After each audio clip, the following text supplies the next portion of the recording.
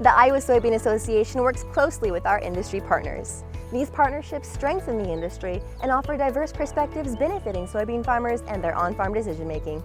The State of Soy caught up with Joe Merschman of Merschman Seeds at a recent ISA meeting in Des Moines. Joe offers unique insights into the world of seed, bringing products to market and the importance of a strong Iowa Soybean Association. Joe also reminds us why farmers' dedication to feeding the world matters today more than ever. You know, during this trade war we had with China, you know, the American Soybean Association, I'm sure the Iowa Soybean Association was putting a lot of resources in developing new markets. We're going to keep those markets. Then we got China potentially coming back in to buy more. So we're working on that demand side. And then on the cost side, you know, we've got more competition coming into place with Enlist E3 and also with LibertyLink GT27 to give farmers additional choices. So it's always been told to me, if you run a business, you want to go as high revenue as you possibly can and as low cost, because then that gives you money to invest in your operation and make your operation better and even more efficient. So I think 2020 we've seen a change from 2019 and even 2018, and it's all because all the stakeholders are working together to bring this competition in the marketplace and also open up new markets for our products. Every decision we made is based on the philosophy that my father, when he started the business back in 1954, he said you have to have the farmer win first, and then we will be able to get what we need to invest in our business and make it better. And we've always taken the approach in our business, as we make profits, we put it back into the business. This past year and this coming year, we're going to spend over $6 million on renovations to our seed plant to improve the quality, because farmers expect perfect beans. We're a seedsman by heart. In other words, I consider myself a second-generation seedsman. And believe it or not, when we get 100% germ from Iowa State University Seed Science Center, that becomes like a national championship, or a state championship at least, in our plant. We put them up. This year we've had 8 so far.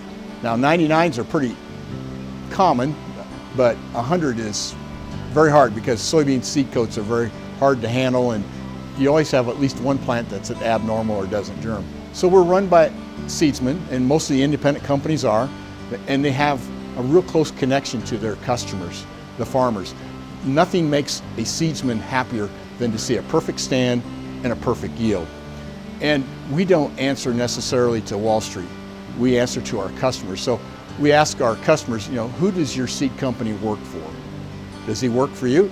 And it could be a national brand, they work for them, but there is certain restrictions that kind of hand tie some of the major companies when it comes to what they can do and what they can't do.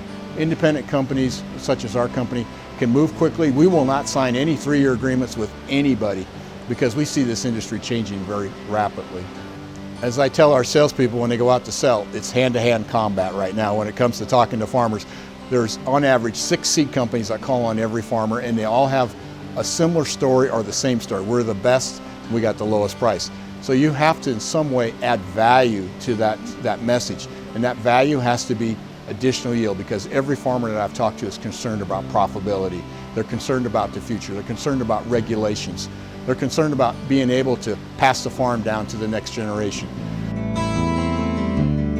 And you, as you work for the farmer in the Soybean Association, are working very hard in a lot of those areas, and we are very appreciative of it, because you know, we're fighting alligators every day, and we don't have time to drain the swamp, where you can focus on 1 or 2 of those alligators for us and really help us out. And that's why farmers need to support their associations, because you know, the legislative work that you do is so critical. You know, the lobbying that you do to make sure that the tax laws and all the things that benefit farmers, because everybody knows there's fewer and fewer farmers, less and less of them, and so their voice is smaller and smaller. So the only way we can get word out there is that we work together as an industry to overcome some of these problems, so we can create competition, that there is profitability, not just for the farmer, but for the seed company and the major manufacturers of these traits and genetics. We have to pay attention to the East Coast and West Coast and what their values are. If the consumer wants their food grown a certain way, that's fine. I think there's not a farmer out there that will not grow it the way they want, but they have to be compensated. We're not going to be able to feed the masses at a low cost without innovation, without herbicides, without traits and genetics and GMOs. So that's the big conflict that we have.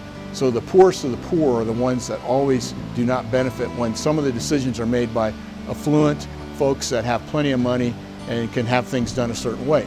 That's okay, but we also have to worry about, about the poorest of the poor, and the American farmer loves the challenge of trying to feed the world.